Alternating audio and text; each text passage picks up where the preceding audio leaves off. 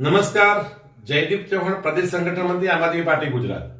ગત રોજ વર્ષોથી જેમાં દુકાળ હતો, ખાસ કરીને અરવલ્લી અને સાબરકાંઠાની અંદર રેલ સેવા બાબતની હું વાત કરું, રેલ સંદર્ભની જો વાત કરું તો વર્ષોથી આ જિલ્લાઓની અંદર ક્યાંક ને ક્યાંક અમારે જે સમગ્ર ભારત વર્ષની અંદર ગુજરાતના હરેક ખૂણાની અંદર જે રેલ સેવાઓનો આનંદ લઈ શકાય છે, લાભ લઈ શકાય છે, ત્યાં લેવલે અમારે ખૂબ આની સુવિધાઓ ઓછી મળે છે.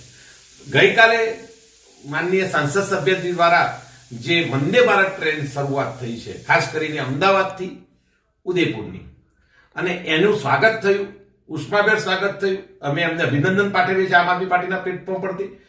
પરંતુ સાથે સાથે એક નમ્ર રજૂઆત અને એમની લોકોની લાગણીઓ અને માગણીઓ આપની સમક્ષ મૂકીએ છીએ આ વિડીયોના થકી, કે આ રેલ સેવા થકી ઉદયપુરનો જે રસ્તો છે અમદાવાદથી અહીંયા ઉદયપુરનો, એ લગભગ 4 કલાકની અંદર પૂર્ણ થઈ જશે. લોકોનો ખૂબ સમય બચશે અને આનાથી બે રાજ્યો વચ્ચેનું અને જેને કહેવાય કે આર્થિક વ્યવહારો પણ વધશે અને ઉદ્યોગો પણ વધશે.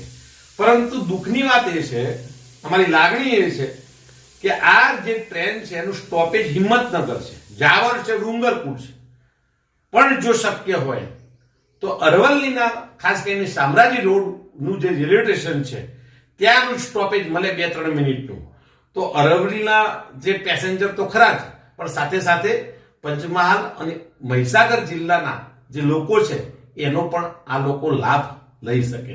તો મારી નમ્ર રજૂઆત છે ખાસ કરીને રેલવે વિભાગને, માનનીય કલેક્ટર શ્રી અરવલ્લી જિલ્લા શ્રીને, કે આપ શ્રી પણ આપના સ્તરે રજૂઆત કરો કે જેથી કરી અરવલ્લીની જે જનતા છે, આપ સર્વે સર્વા છો અરવલ્લીના, ઉપરાંત મહીસાગર, ઉપરાંત પંચમહાલના જે મુસાફરો છે જે રાજસ્થાન જવા ઈચ્છતા હોય એમને આ ટ્રેન સેવાનો સારો લાભ લઈ શકાય એમ છે.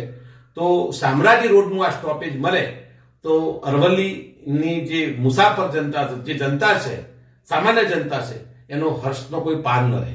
ધન્યવાદ. ભારત માતા કી જય. જય જય ગુરુ ગુજરાત.